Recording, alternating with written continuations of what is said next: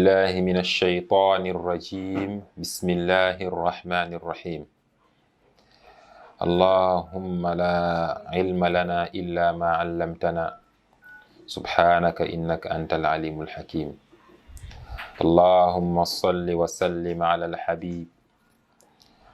وعلى آله وصحبه وسلم mbokk yi ñu ngi leen di nuyu nuyoo lislaam di leen wax asalaamualeykum wa rahmatullahi wa barakaatu.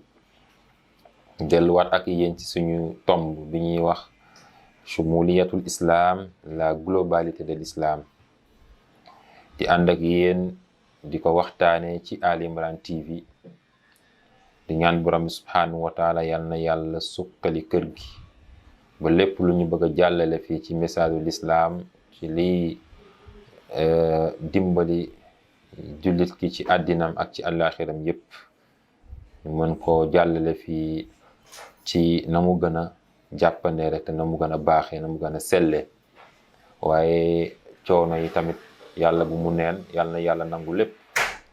yàlla nañu borom subhanahu wa taala defal topp boo xam ni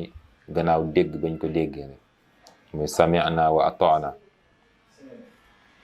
mbokk yi, l'islam diine bu global la. l'islam diine la boo xam ni liñ ciy wax ay répétition la, waaye la répétition est pédagogique. ndax loo yàgg di bamtu rek bu yàggee dafay sax, bu yàggee rek xel yi da koy jàpp, bu yàggee dafay doon habitude, bu yàggee dafay doon caractère, bu yàggee dafay doon destin. waaw moo tax ci wàll boobu dañ ci profito di wax, gis nga nit ki mooy créer boppam li ñuy wax destin am. waaw loolu beneen dégg-dégg la, ku ma dégloo ak xel dina comprendre fi may waxee bu baax. maanaam boo demee ci xadis bi Yonent bi sallallahu alayhi wasallam di wax mu ne nit ki du deñ di wax lu dul dëgg, di wax li dul dëgg ba ñu bind fa yàlla ne diwkat waxkatu lu dul dëgg la. waaw baat bi sax laay bañ a wax ndeysaan. contraire bi tam mu am, nit ki waaw di def yu bon, di def yu baax kay, di def yu baax ba mu yóbbu ko ci mu nekk ku dëgg, muy wax dëgg, di wax dëgg ba mu dem ba ñu bind fa yàlla ne diwkat waxkatu dëgg la, lu mu wax rek dëgg la. waaw kon destin boobu muy bii muy bee, boroom ko créer boppam. boroom moo ko créer boppam parce que moo ci entraîné boppam ba mu sax ci moom, ba mu nekk ci moom. moo tax répétition dara di ko répété dafa baax. bu yàggee la dafay doon ci doomu aadama yi li ñuy wax habitude. waaw bu nekkee habitude bi bu yàggee dafay nekk caractère yi bu yàggee nag dafay nekk loo xam ne destin la daanaka, parce que day dund ak moom, noonu lay mel moom. day nekk réflexion, day bokk ci moom. waaw day bokk ci moom. moo tax dañuy fas yéene dañuy faral di wax benn kàddu boo xam ne Bill Gates moom moo koy wax. waaw amuñu problème pour tudd ku mun a doon ci waxtaanu l'islam. la l'islam soxla rek mooy alxikmatu dalatul mu'min. maanaam xikma, sagesse moom, lu baax moom alalu jullit ki la, alalu ki gëm yàlla la. fu mu ko fekk rek war na koo mën a jël jëriñoo ko. waaw mun na koo mën a jël jëriñoo ko. Bill Gates boobu dafay wax benn wax mu ne ni if you born poor it's not your mistake, but if you died poor it's your mistake. mu ne boo juddoo ci pauvreté du sa faute. waaw waaye boo dundee ba dee ci pauvreté mu ne loolu sa faute la. lañ ciy déggee mooy àddina bi ak foo mën a yem yaa fa yemale sa bopp, ak foo mën a toll yaa fa yóbbu sa bopp. maanaam lépp yow yaa koy entraîner sa bopp. waaw boo bëggee xam l'islam bi ni di nga ko xam, dina la jaral. bu dee coono dina la ko jaral, bu dee dépense booy def, énergie, xam-xam, temps, lépp dina la ko jaral. ndax boo ko defulee yaa ngi sonn ci leneen loo xam ne da la ko jaral. moo tax kon moo tax bu ñu l'islam jaralee coono dinañ dëriñu ci l'islam lu ëpp suñu njort. ndax lu waaye sonn lu ne rek dina ci jëriñu, moo xam tey la moo xam ëllëg lu waaye fii ak bàyyiwul, waaw fii ak abandonné wul dina ci jëriñu. kon moo tax nit ki fa nga yem rek ak noo mel rek l'islam da lay xamal ne yow ci yow la waaw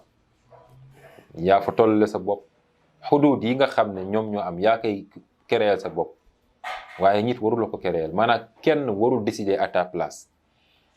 du man maa la war a wax lii nga mën munoo lii déedéet loolu c'est personnel waaw doo àgg fii doo am lii doo mel nii doo réussir non kooku bu ko nangu kooku bu ko nangu alaykum anfusakum yéenay seen responsable bopp waaw décision boobu taxawaay boobu fulla boobu fayda boobu volonté boobu jom boobu yitte boobu loolu yaa ko moom kenn moomu ko motivation nag mun na jóge extérieurement nit ki motiver la wala mu exciter la waaw amul problème mais nag moom volonté moom c'est toi-même waaw loolu nit ki ci boppam la waaw kon moo tax la globalité de l'islam lañ ciy waxtaane mooy loolu rek ñëw ñu expliquer nit ki ne ko julli ñeenti rakkaa la boo defee lii dafa xaraam boo defee lii dafa dagan donte ko ci l'islam la bokk mais la ñu bëgg mooy ñun ñu weesu ne lii xaraam na dagan na parce que loolu depuis au début nga ko xam maanaam loolu nekkul loolu lu ñuy jàngati waaw boo woowoon koo xamante ne bi xamul dara jàngul xamul lu xew nga ne ko lan moo baax wax ma lu baax rek dalay wax loo xam boo dem ci téere mu ngi ko fay fekk lépp lu bon nga laaj ko rek lu mu xam mu wax la loo xam ne boo dem ci téere loolu nga fay fekk kon loolu du problème le problème mooy nit ki al insaan bi yàlla soxla mu dund ci kaw suuf bi yàlla soxla nekkul boo xam ne la muy dund ci kaw suuf yàlla lay jëriñ déedéet mais la muy dund ci kaw suuf da koy jëriñ moom jëriñ société mu sàmmaale environnement suuf si ak asamaan ak lépp ak géej ak géeri ji waaw loolu mooy wax bi yàlla lu ñu tere lu nekk rek boo xoolee boo xool rek ay conséquences moo ci ne lu ñu sant lu ne rek boo xoolee wax ay njëriñ yu dul jeex moo ci ne lu xam ne kenn mënul xam nu mu toll boo ci mën a jël nag waaw sàngara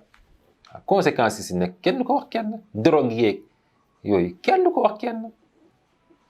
bañ na ko ba am na réew yoo xam ne bu ñu la jàppee ngay jaay drogue dañ lay rey wala ñu tëj la à vie wala ñu sanctionné sanction boo xamante ni mi yow dootoo baaxati mukk di des sa dund parce que baaxul moo tax la muy yàq moo tax waaw kon bu yàlla teree sàngara am na lu tax parce que bu mu ko teree du moom yow lay sàmm sa xel la lay sàmmal waaw société boo xam ne seen xel yi dafa feebar xel yi tawat parce que ndaw ñi dañuy naan sàngara ndaw ñi dañuy tux yàmba ndaw ñi dañuy dorogew société boobu yàqu na l'islam ñoo nag tere ko ñoo nga naan non yéen affaire u diine affaire u sëriñ non c'est-à-dire laïcité c'est-à-dire démocratie c'est-à-dire liberté de nangam ay waxi kasaw neen la gis nga dañuy freiner sa développement réew ak sa développement boo xamante ne mooy sa wàllu diine dañ lay détruire bu leen déglul sa borom déglul borom asamaan ak suuf moo xam li gën ci asamaan ak li gën ci suuf déglul borom asamaan ak suuf moom moo lay jox code yoo xam ne moo lay décodel mboolem ressources yu nekk ci suuf ak ci asamaan waaw lahu maqalidu samawati wal ard ndaw xazainu samawati wal ard walillahi xazainu samawati wal ard wa in min shay'in illa indana xazainu gis nga trésor yi magasin yi ressources yi asamaan ak suuf yi yàlla nee na maa ko moom waaw déglu ko rek mu jox la ko waaw am na koo xam dañ koy jox arme mais arme bi maanaam da ciy loree boppam waaw da ciy loree boppam waaye yàlla arme mu la jox doo ci loree sa bopp mukk da lay aar rek da lay sàmm waaw parce que kenn dina ne waaw am na ñoo xam ne gëmuñu yàlla kii wuñu yàlla mais yàlla jox la leen lépp nangam waaye moo leen di lor tey jii nii waaw gis nga loolu du jar a bàyyi xel la kon diine l'islam bi loolu la dafa ñëw yàlla daf ñu ko jox ngir régler mboolem problème àddina ak àllaaxira diine ji nekk ci mooy yaa ngi ci lépp nekkoo ci mooy nekkoo ci dara yaa ngi ci lépp mooy yow doo ci jeex dara te doo ko gis te doo ko jeex sax ndax Yonent bi sallallahu alayhi wasallam dafa ne layluhaa ka nahaarihaa waaw guddeem ak bëccëgam ñoo yam guddeem ak bëccëgam ñoo yam waaw loo siy jeex amut parce que dafa leer nañ bayyinun inna alxalaala bayyinun wa inna alxaraama bayyinun yàlla wax laqad anzalna ilaykum ayatin bayyinaat ci yeneen aaya mu ne mu bayyinaat ay aaya yu leer nañ ay textes yi leer nañ yoo xam ne amul lenn lu ci lënt waaw amul lenn lu ci lënt kon où est le problème lu tax nangu ñoo dellu ci solution yi lu tax dañuy gis nit kuy xuloo mu leer na kon amul dëgg waaye bugul dëgg bi feeñ parce que dëgg bi jógewul ci moom moo tax day perturber débat bi lu ne mu wax ko wala mu yóbbu ko ci xuloo wala mu yóbbu ko ci daggi sant wala mu yóbbu ko ci loo xamante ni bi day tax ba l'essentiel bi ñun dootuñu si jublu yeneen i kii lay créer pourquoi donc alxaq waadixun wa mawjud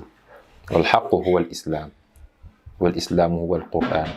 walquran huwa sunna kon mbokk yi dëgg dafa leer nañ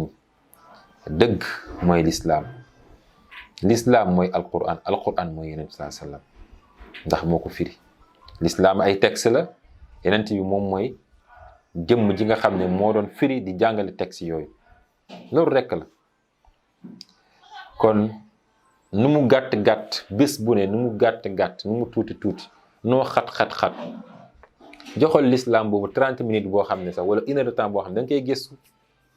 nga bàyyi xel iqra parce que ëllëg da ngay layoog iqra di nga fa nekk naan non c'est-à-dire xam nga nangam ak yàlla ne la man xanaa waxuma la woon sama première kàddu iqra jàngal lu tax nangoo jàng pourquoi lu tax nga bëgg a lijjanti lépp ci ay pexe ci ay mbir yoo xamante ni bii dalay sonal rek doo ci jëlee li la neex lu tax sa wàllu diine yow mbokk jullit bi doo ko jàng lu tax nga koy wekk ci ay nit wala nga koy wekk ci yeneen wala di ko négliger sa mbiru dund ut dépense ak noo yëree sa kër ak yooyu nga taxaw ko mu mot sëkk di ko jéemal sa bopp di dem ni mais wàllu diine moom nga teg ko fële wala bàyyi ko ñeneen pourquoi lu tax doo ko jëlal sa bopp lu tax doo fexe jàngal sa bopp nga mën a liiral sa bopp fatiha nga mën a liiral sa bopp téere bi nga xam ne yow la concerné yow en tant que yow muy alquran ji lu tax jéemoo xam li Yonent bi jàngale ki nga xam ne yàlla ci yow la ko yónni nga xam ne loolu c'est personnel parce que ëllëg dañ la koy laaj ne man nabiyuka lu tax yow jéemoo ko xam lu tax nga bàyyi ñeneen jàng ko xam ko loo soxla nga laaj leen nga toogaat ne ci yàlla lu tax doo utal sa bopp lu tax kon mbokk yi lii rek mooy la globalité de l'islam ñu comprendre encore yee salaat suñu taxawaay suñu relation ak diine ji xool ndax ñooy moom wala nekkuñu ko yal nañ ko yàlla yombalal yal nañ borom subhanahu wa taala may dégg ak topp yal nañ borom subhanahu wa taala jéggal suñuy baakaaru biir ak biti may ñu gudd fan ak wér fekkee ak tal wërsëg ju yaatu musal ñu ci mboolem musib ak balaa laq ñu fu yàq mënta àgg wassalaamu aleykum wa rahmatullahi taala wa barakaatuhu